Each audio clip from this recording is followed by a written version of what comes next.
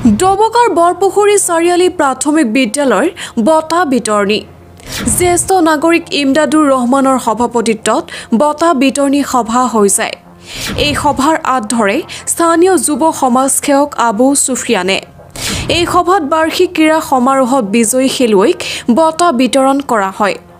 বিজয়ী খেলুৱৈসকলে মেডেল আৰু ট্ৰফি লাভ কৰি উৎফুল্লিত হোৱা পৰিলক্ষিত হয়। এই সভাত মুখ্য অতিথি হিচাপে আসুৰ সাংগঠনিক সম্পাদক সাদিকুজ্জামান, বিশিষ্ট অতিথি হিচাপে শিক্ষক শ্বৰীফ আহমেদ, বিদ্যালয় পৰিচালনা সমিতিৰ সভাপতি নাজিম উদ্দিন, প্ৰধান শিক্ষক সুলতান আহমেদ, সহ শিক্ষক আতাউৰকে ধৰি ভালেমান অতিথি উপস্থিত থাকে। বঁটা বিতৰণী সভা ইতিমধ্যে আপোনালোকৰ বিদ্যালয়ত হৈ গৈছে।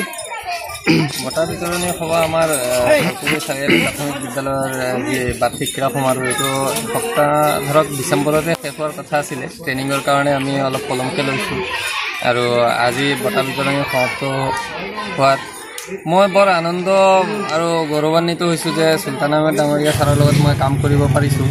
কাৰণ বিভিন্ন বিদ্যালয়ত দেখা যায় বঁটা বিতৰণী সভা এটা সামান্যতম বঁটাৰে ল'ৰা ছোৱালীখিনিক উৎসাহিত কৰে।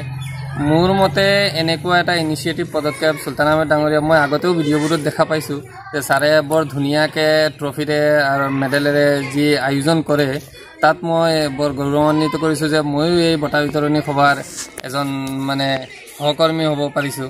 ধন্যবাদ। আৰু আপোনাকো অশেষ ধন্যবাদ জ্ঞাপন কৰিছোঁ যে আপুনি ইমান ব্যস্ততাৰ মাজত আহি আমাৰ মাজত উপস্থিত হৈছে। ধন্যবাদ।